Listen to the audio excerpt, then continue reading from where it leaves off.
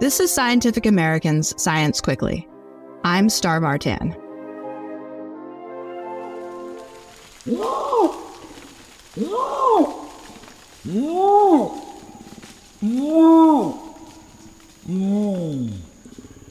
That remarkable sound comes from a wild male orangutan. He lives in the Indonesian part of the island of Borneo, and he's looking for a mate. His call is meant to pierce the thickly vegetated tropical peat forest where he lives his mostly solitary life.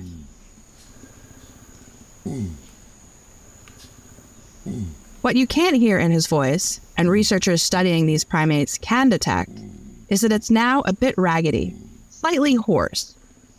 You've heard it in plenty of classic films. It's a smoker's voice. We'll get back to just where this orangutan's smoker's voice came from in a bit. But first, let's meet our guide.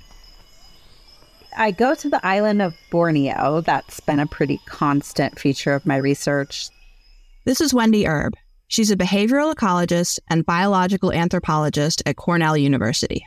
This particular population of orangutans, we refer to that site as Tuanan.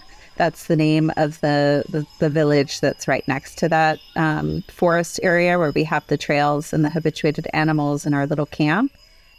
Orangutans are known for being the most solitary of the great apes. Despite their penchant for living solo, males need to be able to communicate with females over long distances.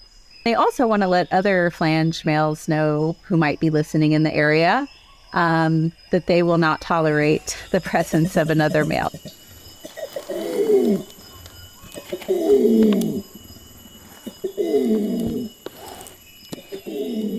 Flange refers to the large cheek pads and pendulous throat sacs that some male orangutans have. They use them as sound boosters to project their long call, which you just heard, to both welcome and warn other orangutans in earshot.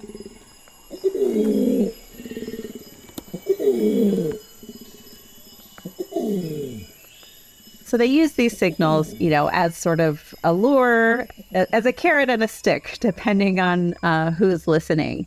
And so there must be a lot of information that's carried in these calls that is relevant to listeners. To pick up on these treetop conversations, Wendy and her colleagues track the orangutans while wearing a peculiar-looking backpack that has a big mic sticking out of it.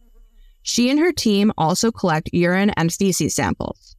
Making these collections is messy, but the orangutans' pee and droppings are full of relevant information, such as their hormone levels and other health indicators. It isn't easy work. I had been out there following around orangutans for many months, making recordings of their sounds, collecting their poop and pee, obsessively writing down everything they were eating, every animal they were interacting with, where they were moving. When Wendy says out there, she means the Indonesian peat swamp forest.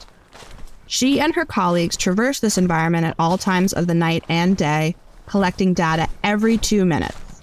Their watch alarm tells them when it's time.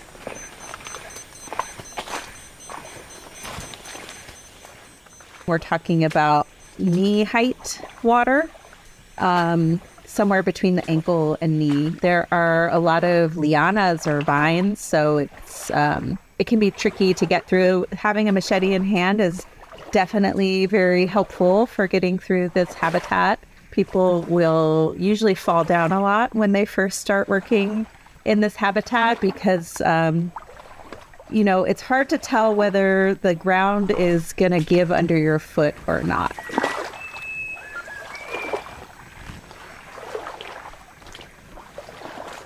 It's like when you're walking through these flooded forests at 3 a.m. to get to an orangutan's nest and you're sloshing.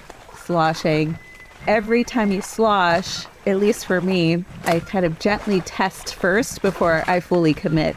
If you go through and stomp, chances are you're going to end up in a big hole and soaked before you even ever make it to the orangutan nest. As you might imagine, it's a place that's often just soaking.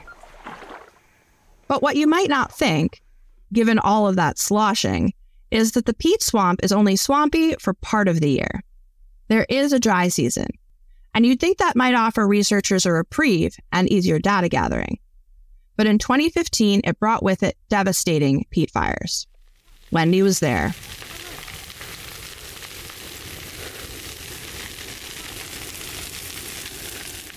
The smoke is just, it's unbelievable and it's unrelenting, and it's just months and months of burning eyes and scratchy throats and stuffy noses and just generally feeling awful. While this region has experienced these fires in the past, like other types of wildfire, peat wildfires have gotten much worse over the past few decades. Humans have altered the structure of the forests through clearing land for farming, which drains the natural peat swamp forests. When the water table drops low enough and long enough, all the stuff above the water table can get really dry and becomes like incredible tinder. Smoke from peatland wildfires contains a number of hazardous components, including carbon monoxide and sulfur dioxide, other gases, and particles of various sizes. Particles with a diameter of 2.5 microns or smaller, or PM 2.5, are especially dangerous. Because of their tiny size, they can penetrate vascular tissue. When you breathe them in, toxic particulates can make their way into the bloodstream and have been linked to lung and heart damage, immune system damage, and inflammation in humans and animals. It's terrifying when I think back about how dangerous that air quality was, as I now understand. What a significant risk to my health, to the health of the entire research team, and of course, all the communities who live there and have to go through these terrible conditions. Research took a backseat to the immediate threat of the fires. Our entire research team became a firefighting team. And so rather than carrying around binoculars in the forest, we were carrying around fire hoses or bringing equipment to the various teams that came in to help extinguish the fires with us.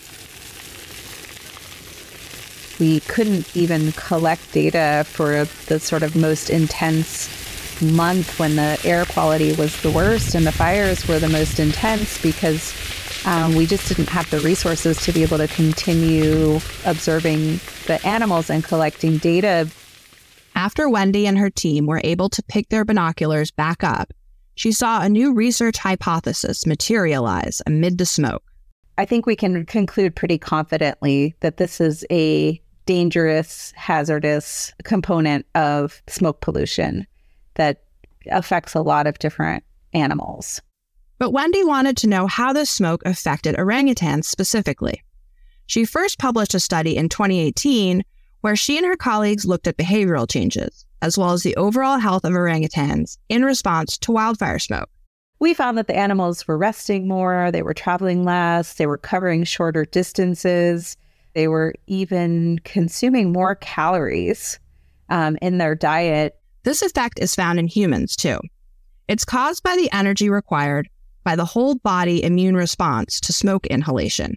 But when a solitary wild animal eats more and moves less, but still ends up using more energy and turns to fat stores, that's a big deal. The fact that their behavior is changing could also sort of have knock-on effects in terms of what they're eating and who they're socializing with. If they're resting more, if they're traveling less, they're covering less territory, that influences the likelihood of animals coming into contact with each other. But that's behavior. Wendy also wanted to see if the smoke had affected the animals' ability to talk to each other. Before the fires first started, she and her team had recorded hundreds of hours of orangutan long calls. While the fires were burning in the region, but before they got too close, she made more. There were 4 males that we followed and collected recordings from. So we were able to focus on these 4 males and compare them to themselves both before the fire and smoke and after the fire and smoke. Whoa! Whoa! Whoa! Whoa! Whoa! Whoa! Whoa! Whoa! Whoa! That's the pre-smoke call from a male named Wodan. And here's Wodan's call just 3 months later, after smoke exposure. Whoa! Whoa! Whoa!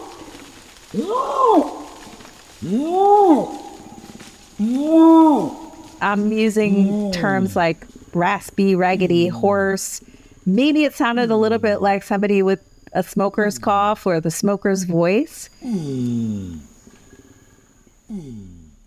She compares it to how humans sound because orangutans and people have similar vocal structures. By deeply analyzing the changes in 132 orangutan long calls, Wendy found that during the fires and for several weeks after the smoke had cleared, orangutans called less and their voices dropped in pitch, showing more vocal harshness and irregularities. The findings were published in June. Collectively, these features of vocal quality have been linked to inflammation, stress, and disease. Now she's got a proxy. She can link the sound of the long calls to orangutan stress from wildfire smoke. This allows her to track and understand orangutan health while keeping her team safer. And Wendy's research could be applied to other primates that endure wildfire smoke and possibly even other types of mammals with similar vocal structures to orangutans and humans. For now, the skies are clear over Borneo, but Wendy will continue to track how fire affects wildlife in Indonesian forests as the world warms.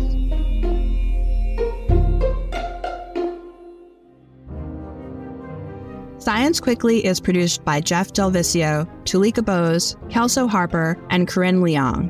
Our theme music was composed by Dominic Smith. Don't forget to subscribe to Science Quickly wherever you get your podcasts. For Scientific American's Science Quickly, I'm Star Vartan.